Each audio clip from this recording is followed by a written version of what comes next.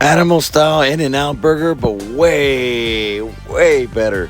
Today I'm cooking on this Dyna Living griddle. I'm gonna show you guys all about it. So let's get started.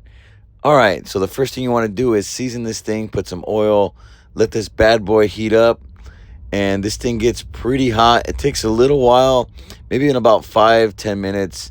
This thing is piping hot, so just let it do its thing. All right, let's get our onion and let's go ahead and chop it up finely for our grilled onions, and that's going to be part of the animal style. As you know, it goes on the cheese at the very end, so it really gives it a nice kick of flavor. So just chop it up like this and go ahead and add some steak seasoning. This is what I like to do, and go ahead and toss and turn it till it's nice and brown.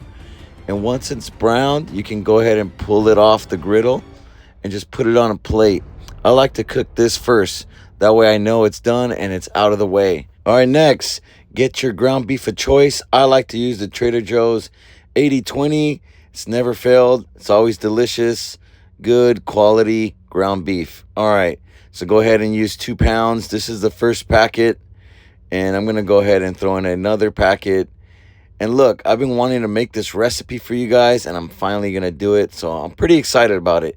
All right, so Parmesan cheese is the secret, guys. This will let the ground beef stick, and it'll give you a nice sear and crust as well. So if you're not using Parmesan cheese, do it. Get yourself some Montreal McCormick steak seasoning. This is the best for beef. This is what I love. And I'm Mexican. Of course, I'm going to put some Coke, bro.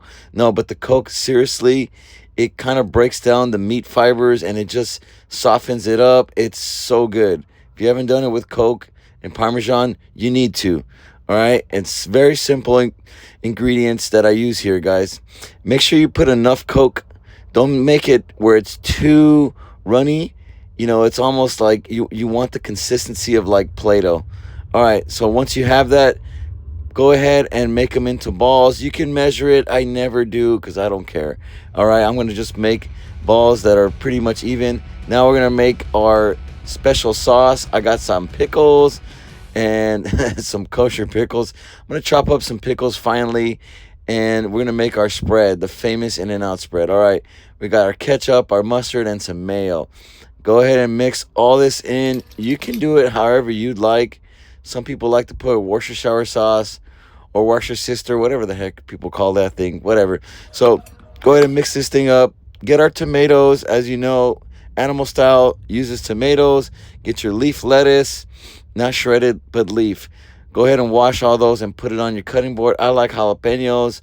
There's my grilled onions. Now it's time to go ahead and put our burger balls. All right. So you can use a meat press and a parchment paper and all that jazz, but I don't do that every time. So I just use 2 spatulas. This works really well. So these first couple patties, I made them, and I went ahead and put them off to the side. And I went ahead and made some different ones on the next round of burger patties. The first ones were a little too meaty, and the kids like them a little thinner. So anyways, one of them I did save for my patty and my burger that I'm going to assemble. So here we go. Once this thing is nice and brown, go ahead and keep flipping them.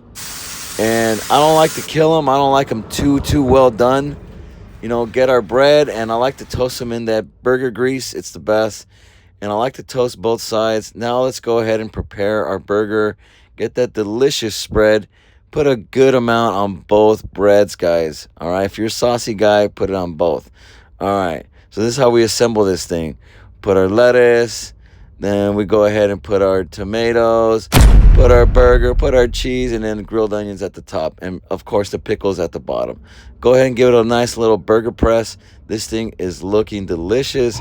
Can't wait to bite into this thing. Dude, if you are not going to try this recipe, what are you waiting for? This thing is absolutely killer. Go ahead and give it a try. Give this video a thumbs up and subscribe. Thank you, guys.